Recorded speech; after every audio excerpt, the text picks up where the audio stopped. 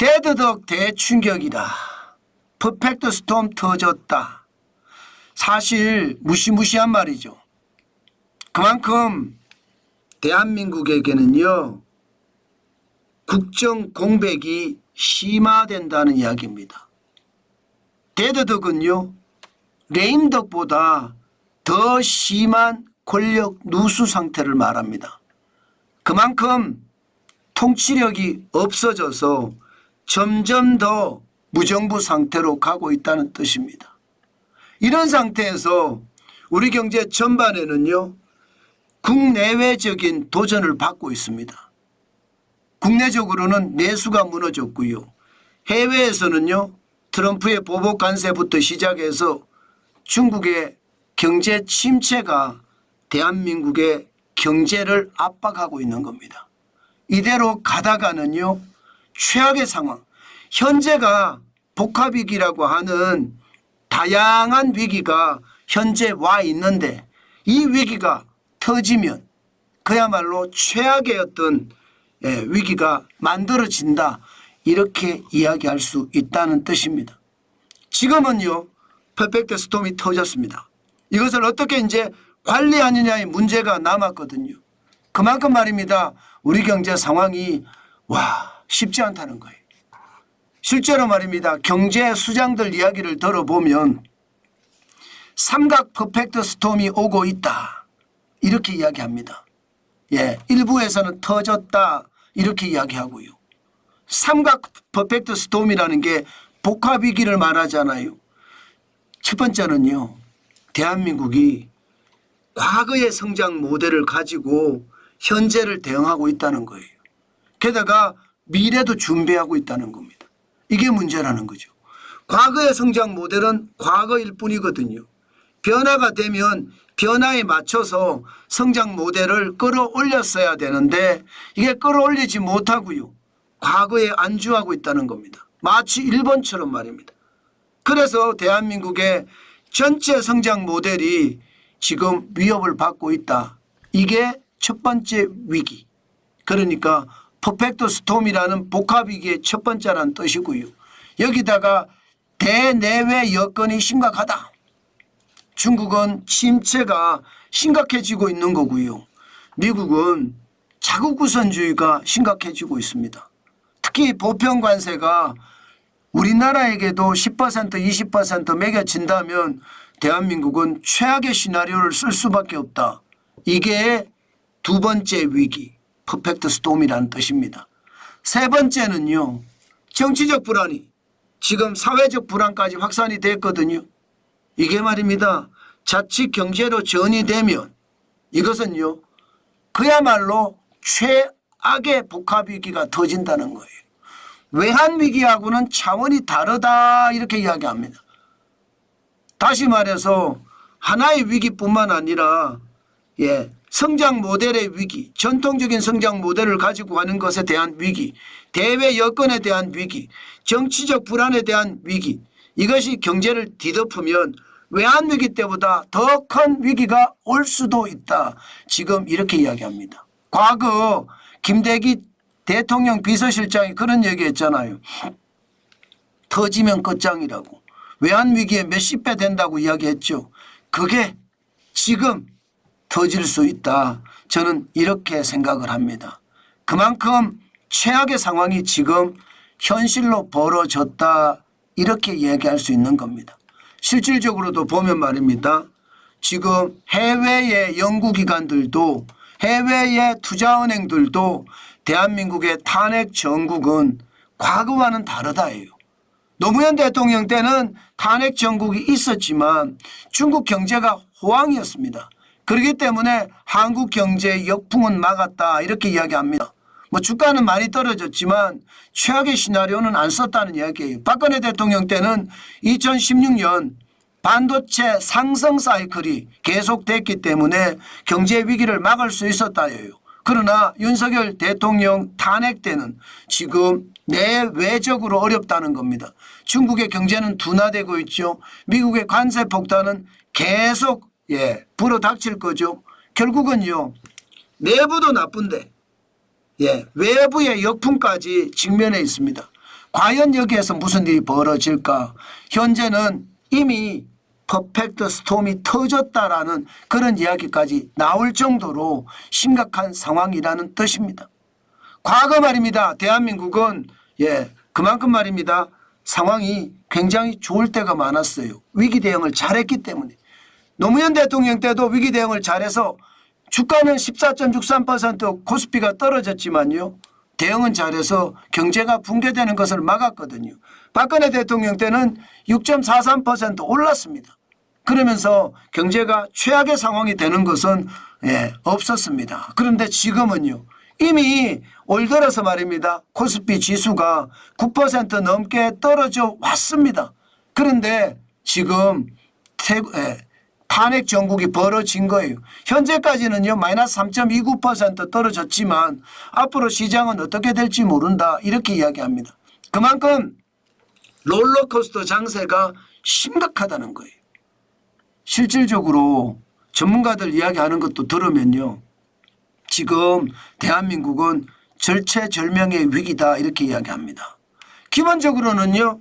삼성전자가 망하면 대한민국이 망한다는 사실 이거 과거부터 이야기해 왔던 이야기입니다. 그런데 여기에도 문제점이 있다는 거예요. 전통적인 성장 모델이라는 겁니다. 이게 바뀌어갔어야 돼요. 삼성전자가 D램이나 낸드 플래시 메모리에 집중하는 것이 아니라 변화를 해서 말입니다. 시스템 반도체나 비메모리 반도체로 계속 진화를 해 갔어야 되는데 이 진화가 사실 문재인 정부 시절에 끊쳤습니다. 이재용 회장이 구속까지 되는 판에 투자는 무슨 투자겠습니까? 투자를 못했죠. 그 바람에 반도체 기술은 그만큼 뒤처질 수밖에 없었고요. 과거의 성장 모델 D램이나 낸드 플래시 메모리만 가져가기에는 이제 힘에 부치다 이런 얘기예요. 비메모리 반도체를 만들든가 아니면 고사양의 반도체를 만들어서 변화에 대응해 가야 되는데 그렇지 못했다는 거죠. SK하이닉스는 변화에 대응을 해 갔잖아요. HBM이라는 고대역폭 메모리를 가장 빨리 만들어내면서 인공지능 시대를 대비를 한 거예요. 그런데 삼성전자는 이 인공지능 시대에 대응을 못했다는 이야기입니다. 심지어 TSMC 창업주가 이야기하기를 삼성전자는 기술적인 문제가 있다 이렇게까지 이야기했으니까 과거의 어떤 성장 모델이 부서졌다. 미래의 성장 모델을 찾지 못했다. 이것이 지금 전문가들이 말하는 퍼펙트 스톰 첫 번째입니다. 지금 두 번째는요. 두 번째는 도널드 트럼프 대통령의 어떤 상황, 보편 관세를 매기겠다는 상황. 이것은 대외적인 충격이거든요. 현재는 모든 수입품의 10에서 20% 매긴다고 했습니다. 그렇게 됐을 때 대한민국은 수출 중심의 국가인데 충격을 안 받을까요? 충분히 충격을 받을 겁니다. 중국이 그만큼 60% 관세를 매기면 중국은 환율 전쟁으로 대응할 거라고 봅니다. 왜냐하면 위안화 환율을 굉장히 높이 올려버리는 거예요. 그러면서 달러에 대한 또한 관세에 대한 충격을 완화할 수 있게 말입니다. 그러면 우리 입장에서는 더 심각해지는 상황이 오나요? 아마도 그렇게 될 가능성이 굉장히 큽니다. 여기에다가 중국의 디플레이션도 우리에게는 악재 중에 악재입니다. 중국이 침체하잖아요.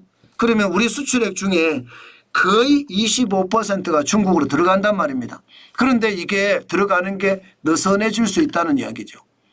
그러면 미국은 미국대로 보편 관세로 막고 중국은 중국대로 저성장이 막아서 우리 수출 전체의 40% 정도를 미국과 중국에 수출을 하는데 우리가 이게 수출이 막히면 우리 경제는요.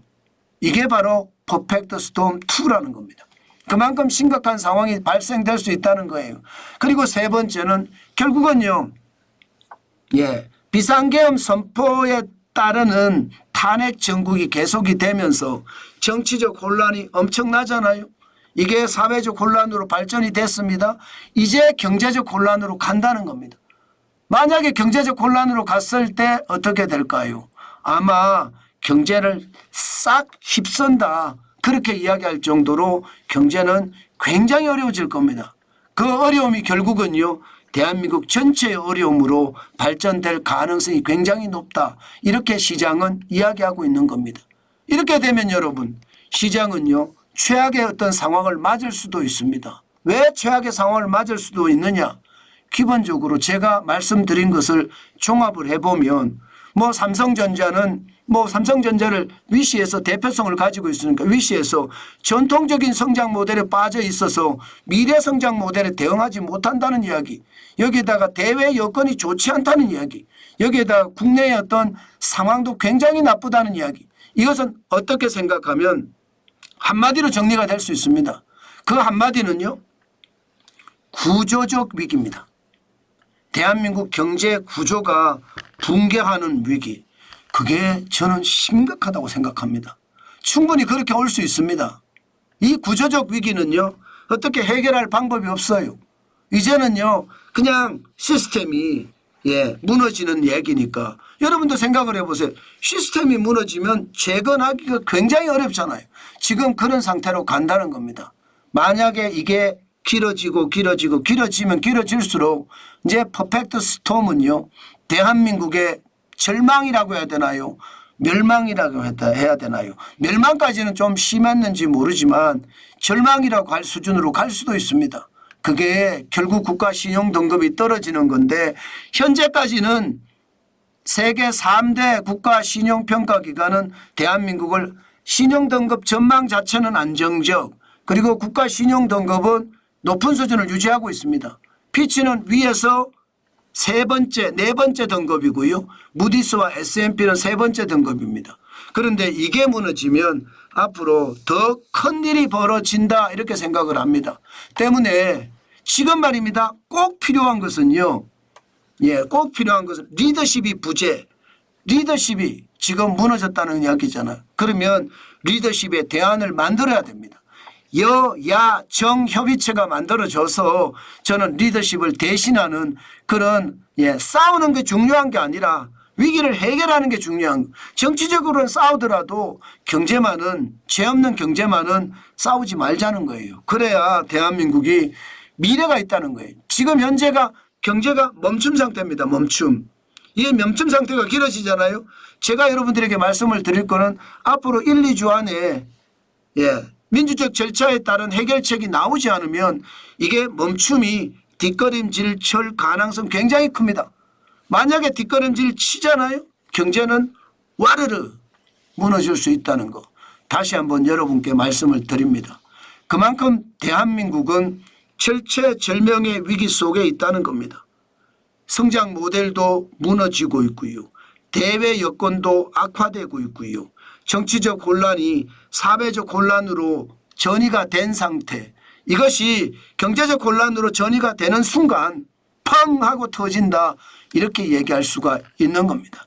지금은요 가장 중요한 게 이성적으로 민주적 절차의 해결책을 찾아내는 것, 헌법과 법령의 기초에서 이성적인 절차를 찾아내는 것, 이게 가장 중요합니다. 그렇지 않으면요 감성이 폭발을 하잖아요. 그럼 결국은요 대한민국의 최악의 위기가 저는 올 수도 있다 이렇게 생각합니다. 그만큼 충격적인 상황이 발생할 수도 있다. 저는 그렇게 여러분에게 말씀드리고 싶습니다. 그럼 여러분들은 어떻게 하셔야 되나? 저는요 무조건 돈 벌자예요. 지금은 돈 벌어서 현금을 쌓는 게 제일 좋습니다. 그만큼 말입니다. 좋은 방안은 없을 거예요. 부안해동하지 말고 어떻게 하든 돈 벌기 위해서 집중하는 것, 저는 그게 지금은 가장 중요한 각자 도생의 아주 최선의 방법이 아닐까, 저는 그런 생각을 해본다는 뜻입니다.